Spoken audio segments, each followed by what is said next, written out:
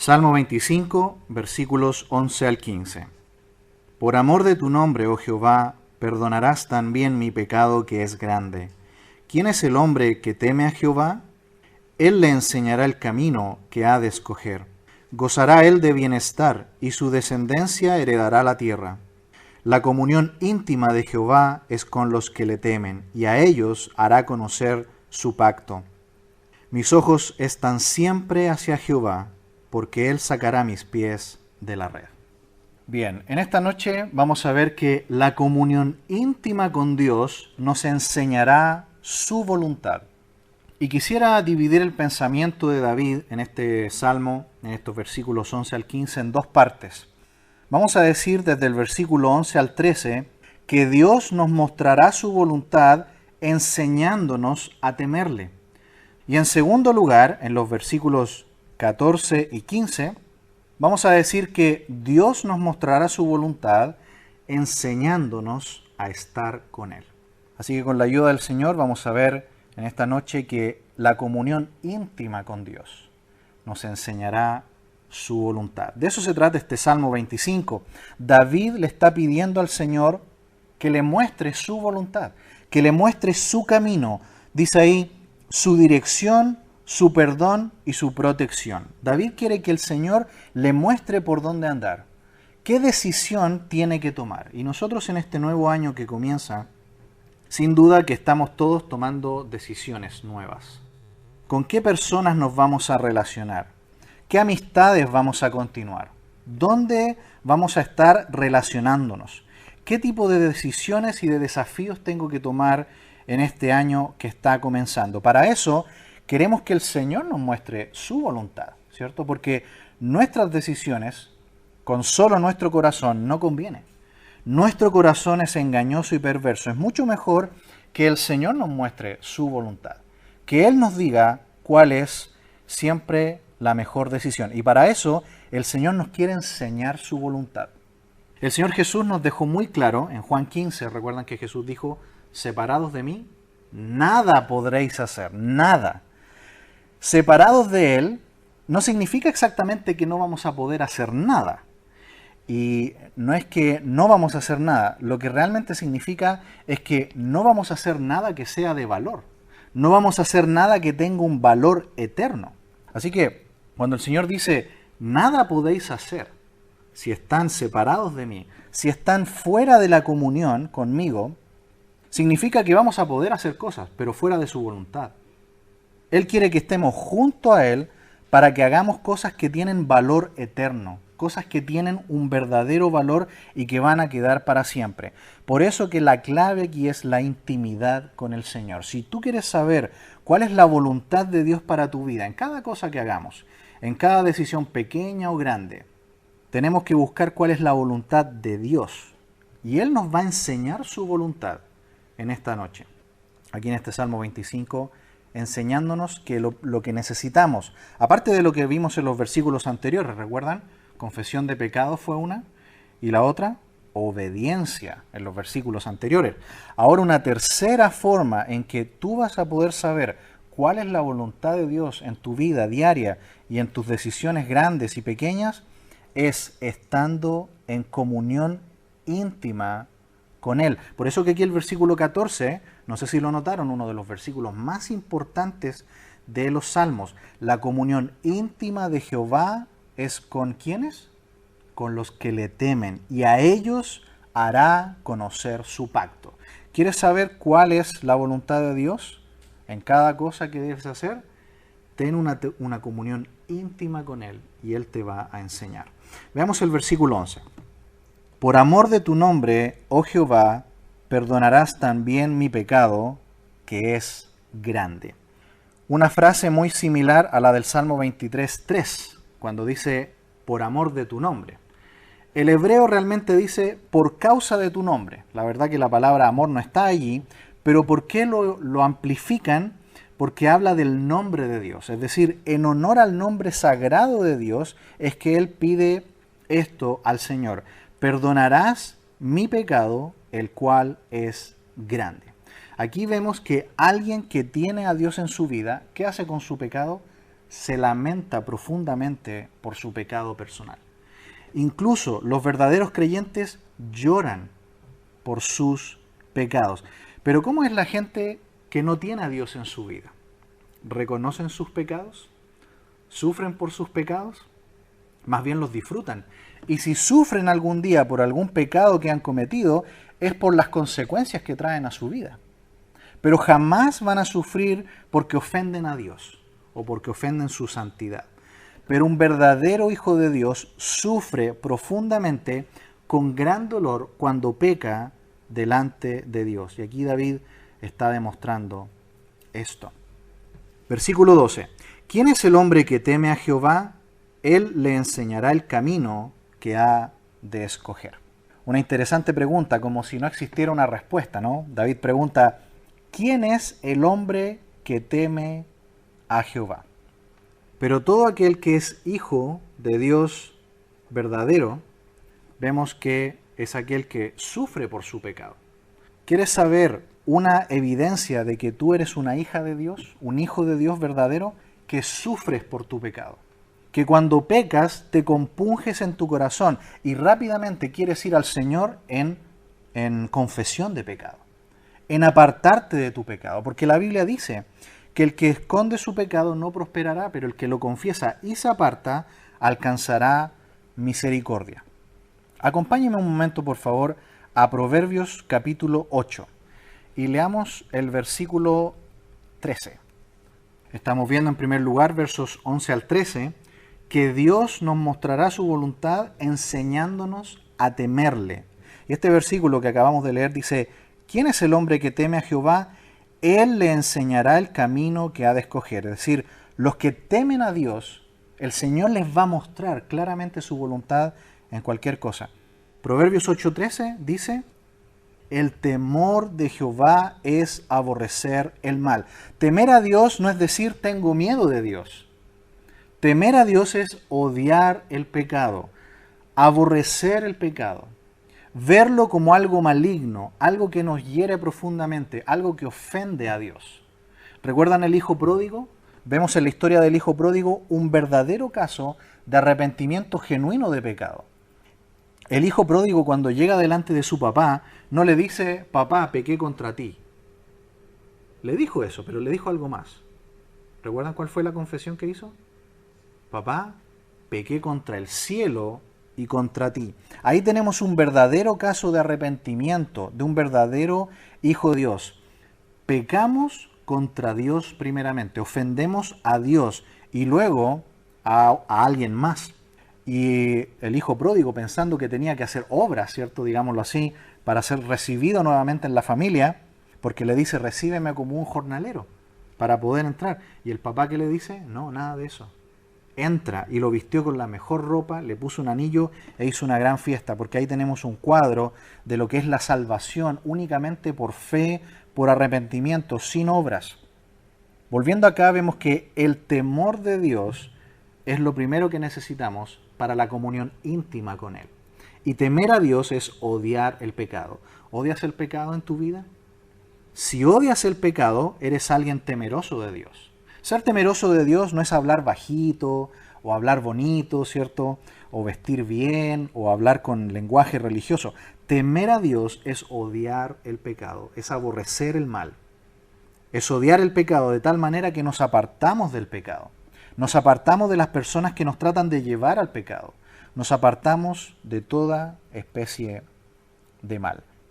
Volviendo al Salmo 25, que dice la segunda parte del versículo 12, Él le enseñará el camino que ha de escoger. ¿Sabes cómo el Señor te va a mostrar el camino que debes escoger? Si primero le temes de todo corazón. Temerle es odiar el pecado.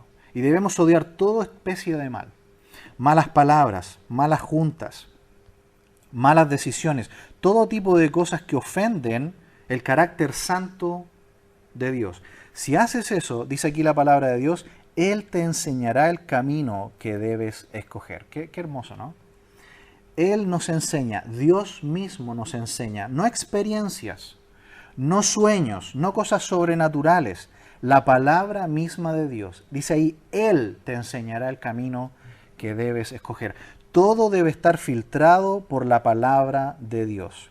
Así que la voluntad de Dios en cualquier camino que hayamos de tomar será correcto si primero, ¿recuerdan? Confesamos nuestro pecado.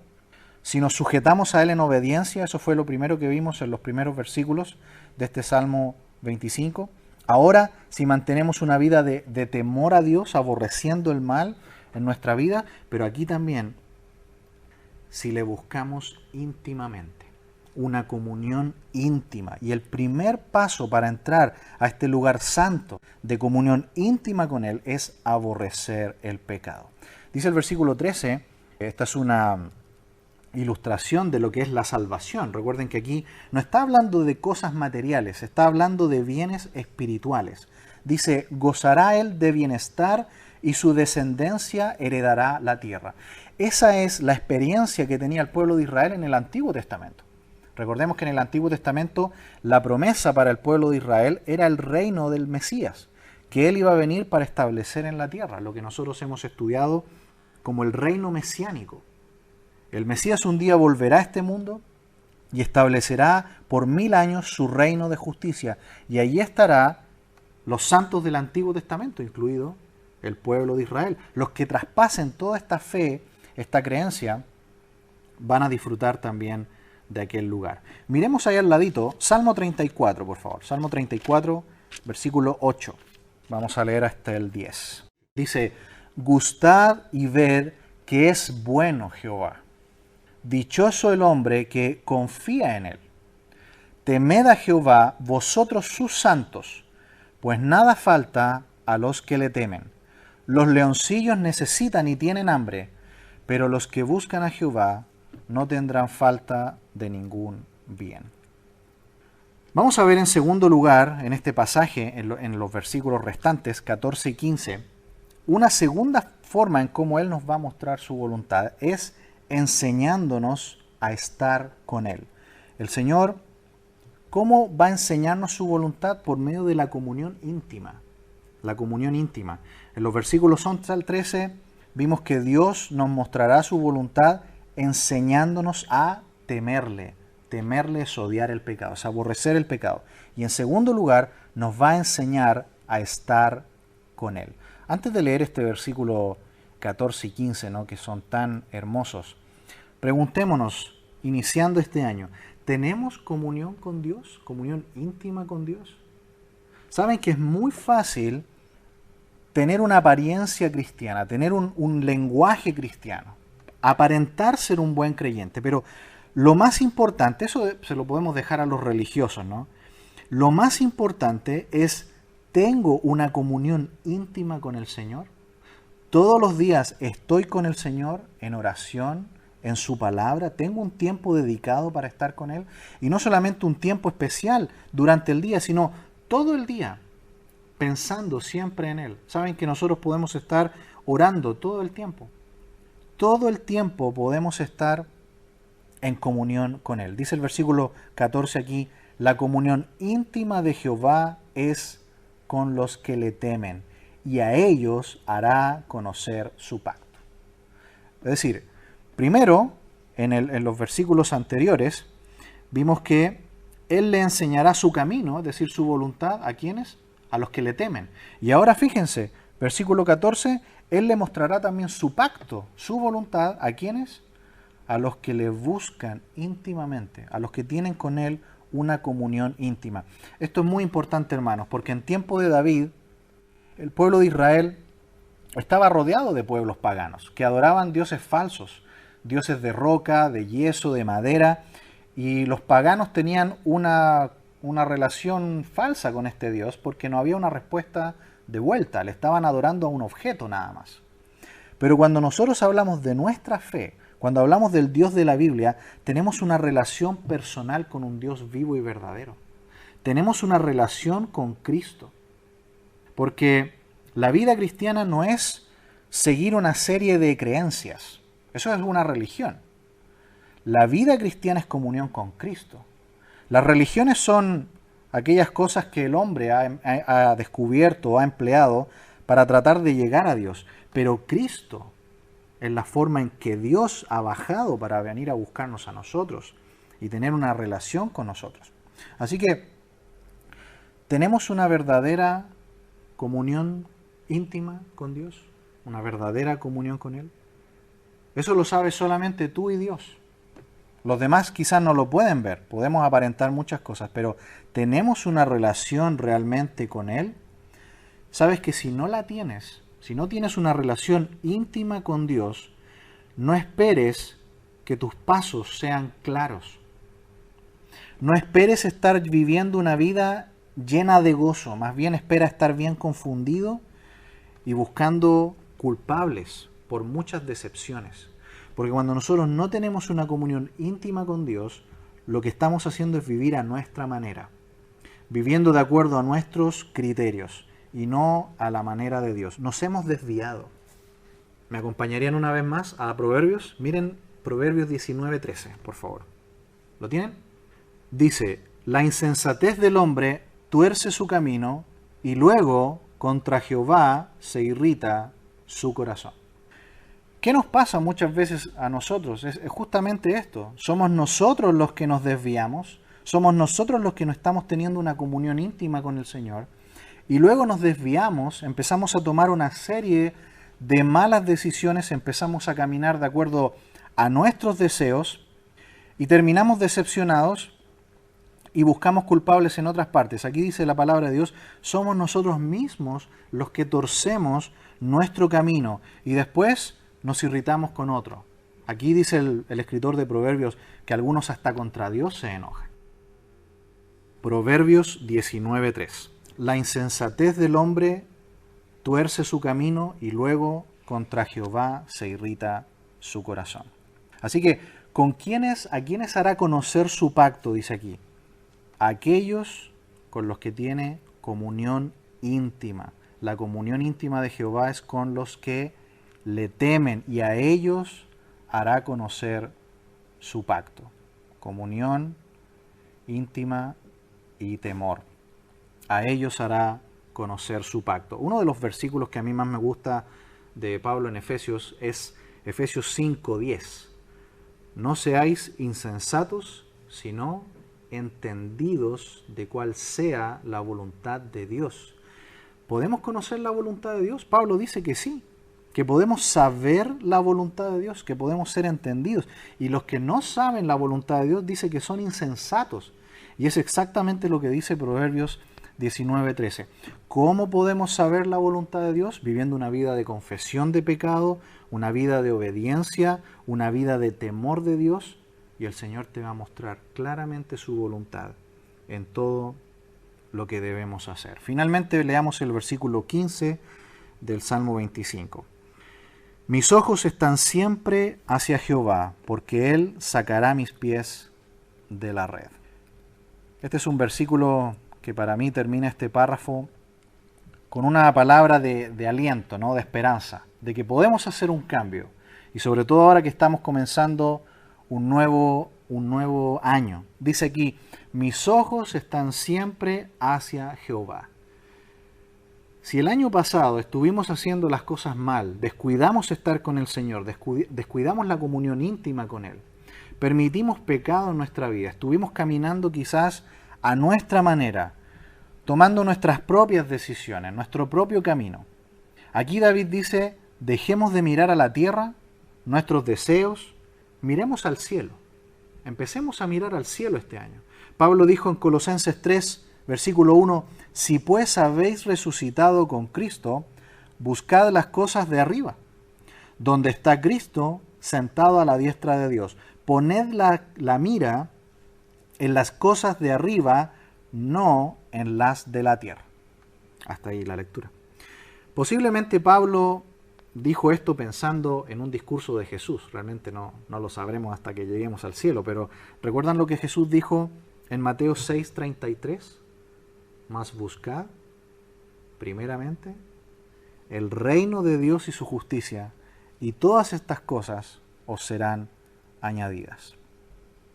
Podemos comenzar nuevamente y pedirle al Señor que esta vez vamos a mirar hacia arriba, que vamos a mirarlo a Él. Y Él nos va a sacar los pies de la red. Quizás nuestros pies en este momento están en una red. Estamos atrapados, hemos estado haciendo quizás las cosas a nuestra manera, hemos descuidado de estar con el Señor. Pero Él nos quiere guiar nuevamente y que comencemos de nuevo. Dice ahí, porque Él sacará mis pies de la red. Qué hermoso que siempre, siempre hay una esperanza de volver a caminar con Él de manera agradable. Podemos volver de nuestro camino de necedad.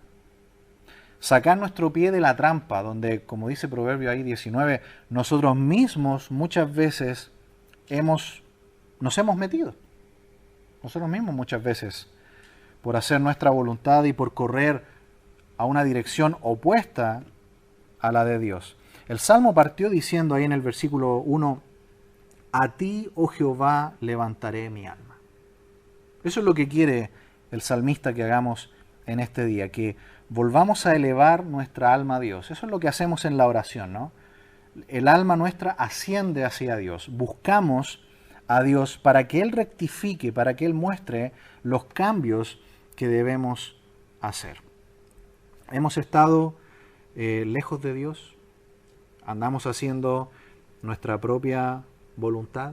¿Sabe? Este salmo nos muestra que debemos confesar eso como pecado, apartarnos de eso, volver a la obediencia de la palabra de Dios.